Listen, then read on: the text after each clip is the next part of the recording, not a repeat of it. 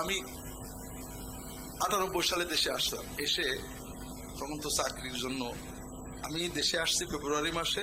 3-4 মাস আগে ইসলাম বিশ্ববিদ্যালয়ে দরখাস্ত করছি, সার্কুলার ছিল, এখন ইন্টারভিউ হবে। একেতে 17-18 বছর পরে আসলাম। 2-এতে কোনো রাজনৈতিক পরিচয় নেই। 3-এতে কাউকে চিনিও না। 4 নম্বর যাদের চিনতাম তাদেরও ভুলে গেছি এতদিনে। চাকরি নিয়ে তো টেনশন।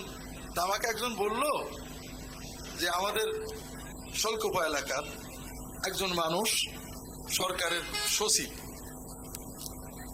খুব উঁচু পর্যায়ের একজন মানুষ, বললো যে উনি দেশের মানুষ, আপনার চলেন যাই দেখি, ওনাকে বলে বিশ্ববিদ্যালয়ে কোনো লাইন কাট করা যায় কি। গেলাম, তাই উনি চাটা খাওয়ালেন, গল্প করছি।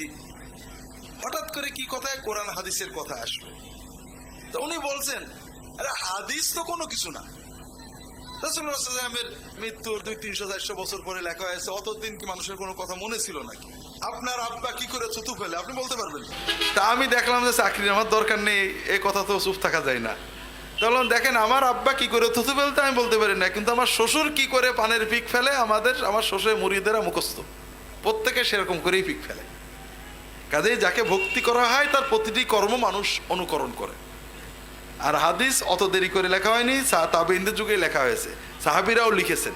যাই হোক, এরপর কোরআন মানতে হবে, ওনার কথা কোরআন মানতে হবে, হাদিস দরকার নেই। এটা হলো খ্রিস্টানদের প্রথম ষড়যন্ত্র। খ্রিস্টানরা দেখেছেন, ইহুদি খ্রিস্টানরা যারা ইসলাম চান না, তারা দেখেছেন কোনো মুসলমানকে যদি ইসলামের বিরুদ্ধে বলা হয়, সে উল্টো আরো ভালো মুসলমান হয়।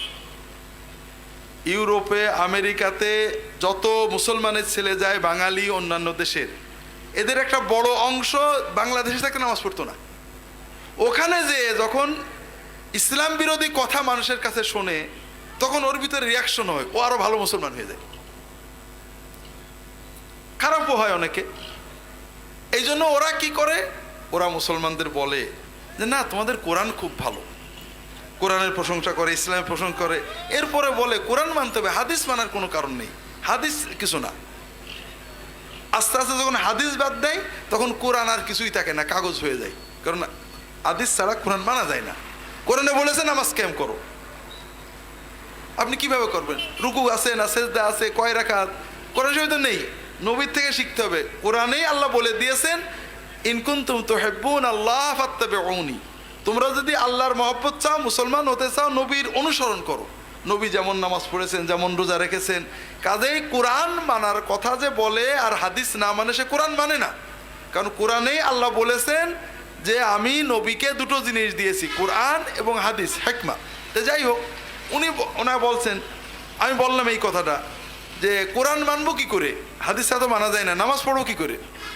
বলে কেন, আগের জামানার নবীরাও তো নামাজ পড়েছে, সেই রকম পড়বো আমরা। তা আমি একটা পয়েন্ট পেলাম। যাক, আমি বললাম যে দেখেন, আগের জামানার নবীরা নামাজ পড়েছে, কিন্তু তাদের জাতির ভিতরে সেই নামাজ নেই।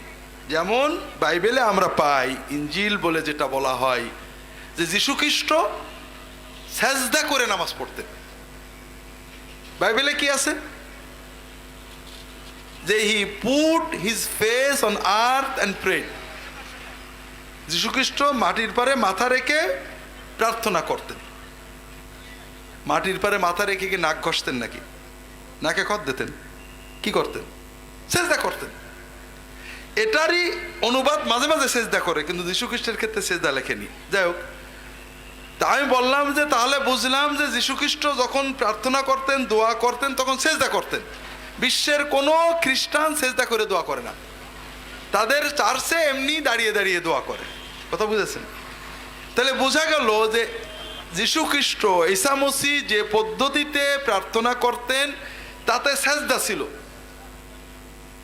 আর খ্রিস্টানরা এই সেজদা পদ্ধতি হারিয়ে ফেলেছে। তাহলে আগের জামানার নবীদের ইবাদত পদ্ধতি আমরা তার উম্মত থেকে পাবো না, মুহাম্মদ সাল্লাল্লাহু আলাইহি ওয়াসাল্লাম থেকে শিখতে হবে। কথা কি বুঝতে পেরেছেন? তো যাই হোক, যেটা বলছিলাম ভাইরা, ইবাদতটা বিশুদ্ধ কিনা এটার জন্য আল্লাহর কিতাব এবং নবীর সুন্নত লাগবে। কথা বুঝতে পেরেছেন? কাজেই আমাদের জীবন একটাই, এই জীবনটাকে উপভোগ করতে, অনন্ত জীবনে সফল হওয়ার জন্য আমাদেরকে অবশ্যই নিয়মিত সিরাত পড়তে হবে।